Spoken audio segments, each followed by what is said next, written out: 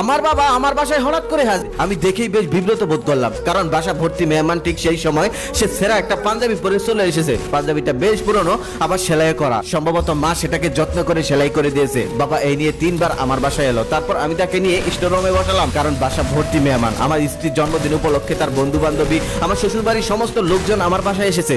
এখন তারা যদি জানে এটা আমার বাবা, তাহলে তো আমার মান সম্মান একেবারেই শেষ। তারপর আমি বাবাকে চাপা রাখ নিয়ে জিজ্ঞেস করলাম, বারবার এখানে চলে আসার মানে কি? এখন আমি তোমাকে কোনো সাহায্য সহযোগিতা করতে পারবো না। আমার স্ত্রীর জন্মদিন উপলক্ষে আমাদের একটি বিদেশ ট্যুর আছে, সেখানে কয়েক লক্ষ টাকা খরচ হয়ে যাবে। এই মুহূর্তে আমি একটা টাকাও তোমাদেরকে দিতে পারবো না। বাবা তখন মন খারাপ করে বললেন, আমি কি কখনো তোমার কাছে সাহায্য চাইতে এসেছি?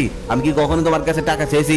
তা অবশ্য না। আমার বাবা কখনো আমার কাছে সাহায্য চাইতে আসেনি, টাকাও চাইতে আসেনি। তখন আমি বললাম, সাহায্যের দরকার নেই, টাকার দরকার নেই, তাহলে বারবার আসো কেন? কি দরকার এখানে বারবার আসার? আমি কিছুতেই বুঝতে পারি না এই মূর্খ লোকটা কেন বুঝতে পারে না।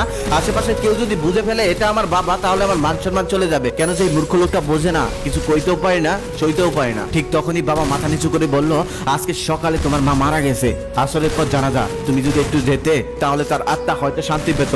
মৃত্যুর আগে তোমাকে কত দেখতে চেয়েছিল, তোমাকে কত খবর দিলাম, তুমি তো ব্যস্ততার কারণে যেতে পারো না। তোমার মাও এখানে আসতে চেয়েছিল, কিন্তু আমি নিয়ে আসিনি। এখানে আসলে যদি আবার তোমার মান সম্মান চলে যায়, তাই তাকে নিয়ে আসিনি। কত ছটপট করছে তোমাকে একটু দেখার জন্য, কত আফসোস করছে। আমি তখন মনে মনে ভাবলাম, মানুষের বয়স হলে তো মারা যাবেই, এটা নিয়ে এত আফসোস করার কি আছে, এত কথা বলার কি আছে? বাড়িতে এত মেহমান, আজকে আমার স্ত্রীর জন্মদিন, এগুলো ফেলে আমি কি করে চাই? আবার পরক্ষণে মনে মনে ভাবলাম, গ্রামের মানুষের যে অবস্থা, শুধু গীবত নিয়ে থাকে, অন্যের দুষ্বল নিয়ে থাকে। আমি যদি এখন না যাই, তারা তো অনেক কিছু বলবে, সমালোচনা করবে। তাই মনে মনে ঠিক করলাম, যাই বাবার সাথে গিয়ে মায়ের দাফনটা করে আসি। তারপর আমি আর বাবা রওনা দিলাম আমাদের গ্রামের উদ্দেশ্যে। আমি ড্রাইভিং করছিলাম, বাবা পাশে বসে আছিল।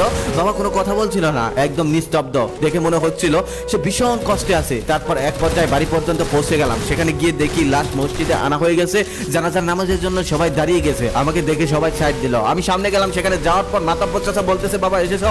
তোমার মা তোমাকে কত দেখতে চাইছিল, কিন্তু সময় মতো আসতে পারলে না। তুমি হয়তো ব্যস্ত থাকো, এখন কি তোমার মায়ের মুখটা দেখবে? আমি বললাম, দরকার নেই, জানাজা নামাজ শুরু করুন, সময় হয়ে গেছে। তারপর জানাজা শেষ করার পর, দাফন কাফন শেষ করার পর বাড়িতে চলে গেলাম।